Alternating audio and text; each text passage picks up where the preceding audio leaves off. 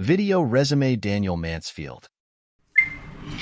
Hi, my name is Daniel Mansfield and my contact information is in my resume. I thought I would do a quick video to introduce myself and some of the jobs I've done and to give you some experiences in those jobs. So the last job I've had is Choice HR. Technically I was the CEO, but I did mostly just HR generalist stuff, some planning and organizing of HR departments and some interviewing and some investigations for HR.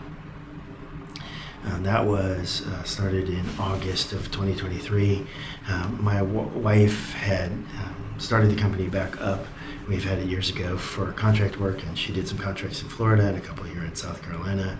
And now we're looking to look for our permanent home. Choice HR.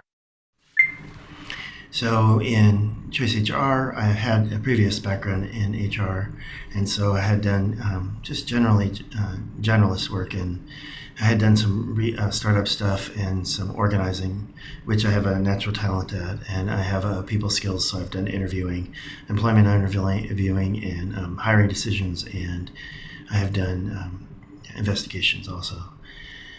So in Choice HR it's been a good positive thing for me and my family. My wife had some contracts, and she has a master's degree and another couple degrees in HR. She has complete certifications in HR. So it was kind of a natural thing for our family to fall into. Before that, I'll talk about the next thing that I did, but you'll find that I've done various industries that I had no experience in, but I've done and excelled at them. I have a natural talent and a reasonably high IQ. If you need a degree in a specific area, I'd be happy to take an IQ test and a skills test. I tend to pass them at extremely high level, and I've gotten jobs that required bachelor's and master's that had an IQ test, and I took it, and I got the job. So that leads me to the next job, to the job before this, and so I'm going to talk about that in a second. Northwest Oregon Housing Authority. So my job for Housing Authority was NOAA, which is Northwest Oregon Housing Authority, and my job for them was for a consulting company. The local Housing Authority wasn't passing its, they're called CMAP tests, but so the government asked that Codell come in, and I worked for Codell, and they're a great company.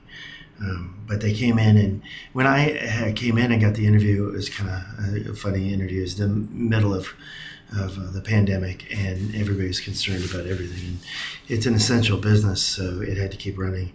So the interview I had, it was funny. I told the staffing agency that I didn't get the job. It was a very interesting interview. They had never done HR. She was a lawyer. One of them was a lawyer. They were turned out to be great people. I worked really well with them, but she brought up a little filter, a little like bacteria filter and stuff. So I didn't think I got the job, but I got the job. I had never had experience in HUD housing or any social work. It was my first experience, and it was a good experience, but because of the people I worked with. So I show up and I get the job, and the place was just a disaster. So I helped clean it up, and then the next thing I did was start answering phones, and I was getting 100 calls a day. So I organized the phone intake and the answers to those phone calls and started talking to people. So we had to start trying to improve it, and we would hire these people, and they'd show up and they wouldn't stay. The commute was either too long. My commute was almost 3 hours a day to this location, but they wouldn't show up, or they didn't like the work, or it was a next generation kind of thing where they didn't want that kind of work. And I would do anything. I enjoy everything. So I was just, answering phones and filing and doing a bunch of stuff because I had never done it before. The actual HUD part of it hadn't started up. Eventually I got certified in being a HUD specialist, being a housing specialist, and I got certified in inspections, and I got certified in public housing and some other stuff. But it was a really good experience. But what it was it was in the middle of a pandemic, and people were slowly going homeless. So it was a way to deal with people and just let them know you're there to help, and you did, but there was nothing really we could do because of budgets. But it was a good customer experience, customer service experience. So the way the HUD housing usually does stuff is that they don't segment it. What they do is they put like you do things from the beginning when you meet them to the end when they start being subsidized. And so you would do, let's say, 100 things, right, for each person. And so you're doing 100 things at a time. But if you have like 8 or 9 people that were there, is different than just having 3 people or 4 people. So the way to do that is to segment it out and have somebody do the first part, second part, and third part. And that allowed us to do it. That's how it's called the Taylor method. It's like a manufacturing method where you segment it out. Now we cross-trained with each other, so we knew what everybody was doing. But the 3 of us pretty much ran the HUD successfully. Actually, went from the lowest rated to one of the highest rating. When I left, it was headed for a perfect rating.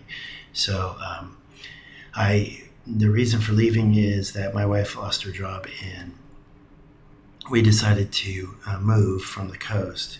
It was a place where you couldn't really buy housing. I was very familiar with housing, and you couldn't really buy anything there ever. So the cost just doubled or tripled. And so that was why we decided to go ahead and leave. So I put in 30-day notice to train somebody who was there on how to do it. And they asked me to stay remote. So I stayed remote and went on to public housing vouchers, which is like a different specialty, and I had already been certified, so I started that up. Now that was a startup because they had never done it there before, and I had to learn how to do it and start it up, and that was kind of a really good experience. That's sort of where my talent lies, is troubleshooting, is organizing, it's finding a way to do things better and faster, and it is in customer service. It's dealing with people. I guess that's my other talent. I have kind of a leaning towards a mathematical mind too, and so that helped in what we did. So that's the HUD housing. That's the NOAA, or Quidel is the company, and I have a letter of recommendation from them too. So that's kind of awesome. Great boss, great people to work with, a great team. Because we were only 3 of us, we had to really bind together. We had to run the HUD as if there was no manager, because she was there only part-time. She's a director, and that was a good experience for us. Anyway, for me too. Conduit Alaska State Medicaid Medicare. Okay, so this is one of the middle jobs I did. I have a natural talent towards the numbers and people, and I had suggested that they needed somebody to do bookkeeping. What I did before this was Medicaid processing in the finance department of the Medicaid, and it really wasn't something you could find locally. And so being in the middle on the coast of Tillamook, Oregon, I started a short-term bookkeeping company, which got ended by COVID. People decided to have their relatives do it after COVID got so restrictive, especially in the dairies that I was dealing with. There was a lot of dairy companies, and so they brought their family back. So that's when I went on to go get the HUD housing. But I had gotten certified with QuickBooks, and I kind of knew all the general accounting principles, and so I had all that under my belt from the job before this. But it is on my resume, so I have a knowledge of the GAAP principles, and those are basically be honest and straightforward. But those principles I understand quite well. I understand general accounting. I understand pretty detailed accounting because that's what I did, bookkeeping. I have a talent towards numbers and people, but that I was able to use it. It was kind of refreshing. It was a lot simpler. QuickBooks is that kind of level of bookkeeping is a lot simpler. Yeah, there's a lot of facts to it, a lot of details, but they're easy to manage in your head and on an Excel. So that's what I did in between. Conduit Alaska State Medicaid Medicare. So this next job was with, it was Conduit. It was a state Medicaid. It was for Alaska, their Medicaid program. And so I have to kind of set this up a little bit. We moved from Missouri, where we had a Choice HR, another Choice HR company going. And my wife was offered a job contract that we couldn't resist. So we went up to Alaska, and within a couple weeks, I got a job. So I show up at this job interview, and they were looking for somebody who had people skills and number skills, and I have a mathematical skills, and I have troubleshooting skills, and they kind of wanted somebody who can figure things out too. So they put me in they gave me an IQ test, which I rated really high, and they gave me a skills test, which I rated really high. And so I got this job. It was a new position, so I kind of made it my own. It was called Interventions and Resolutions. Was the title because basically it was between the bookkeepers, the finance department, and providers and doctors and their accounting firms. And so they needed somebody that could communicate and get across why they owed the state of Alaska back money. That's the department I worked for, was they got money back, which is really tricky. So I made that position my own. It was kind of interesting that I had never done that kind of work again, something that I was new at, but I learned it and I loved it. I love accounting. I love finance department. And I love the people I are working with were just great. We made a great team. So this department that I was in, this part of the finance, was unliked by the state. It was always being criticized. And so I said, we need to change this matrix around. And so we got together and we changed it to where they just totally befriended us. And we went from a really bad department to a really great department. The state stopped watching us. They would just accept what we were saying, and they would go for it because they knew that we had their best interest at heart too. And so we just changed the complete matrix from hostility to friendly.